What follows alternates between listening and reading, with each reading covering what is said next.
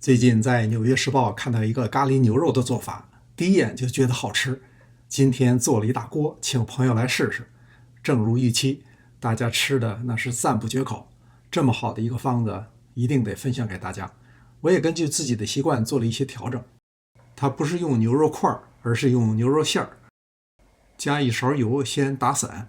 牛肉餡兒經過包裝，壓得比較實，直接這麼炒得折騰半天。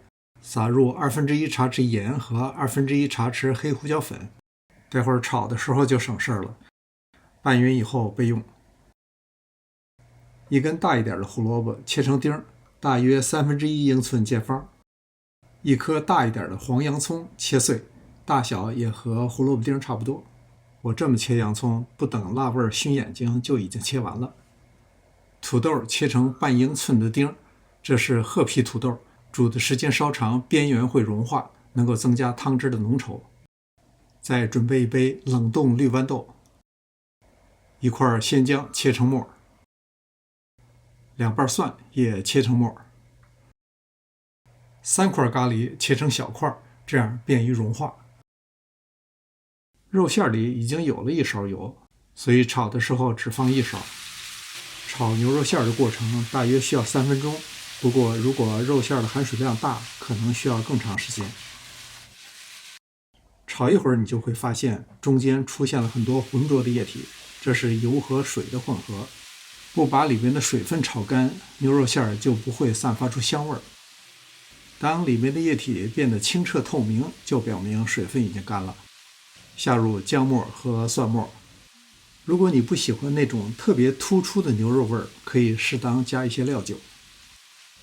這時候肉餡的顏色是棕紅色，基本就可以了。把肉餡撈出，留下底油。用炒出來的牛油來炒接下來的菜，是好吃的重要原因。一定是先炒洋蔥，要把洋蔥炒到透明的狀態，讓洋蔥的香味充分的釋放出來。接下來再放胡蘿蔔丁和土豆丁，翻拌均匀，翻炒1分鐘，然後把肉餡放进來。繼續翻炒3分鐘，在高溫的作用下，讓胡蘿蔔能夠炒出紅油，土豆也會更香。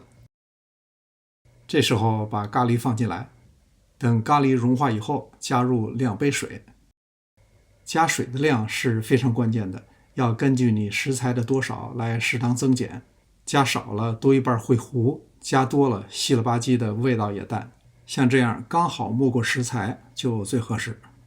蓋上蓋，把火開到最小，燜15分鐘。不過中間要適當攪拌一下，不要糊底。如果熬的時間不到，但是已經比較乾，可以酌情補一點水。時間一到，煮成這樣就差不多了。這時候把那1杯綠豌豆加進來，翻拌均匀，大概再熬3分鐘左右。視情況，水少蓋蓋，水多就敞開着煮。您在家試做一次以後，一定要回來告訴我您的感受，估計你會特別興奮。最神奇的是，第2天吃味道一樣。感謝您的觀看，臨走前別忘了點讚、訂閱、評論。這裡是上師廚房，我們下次再見。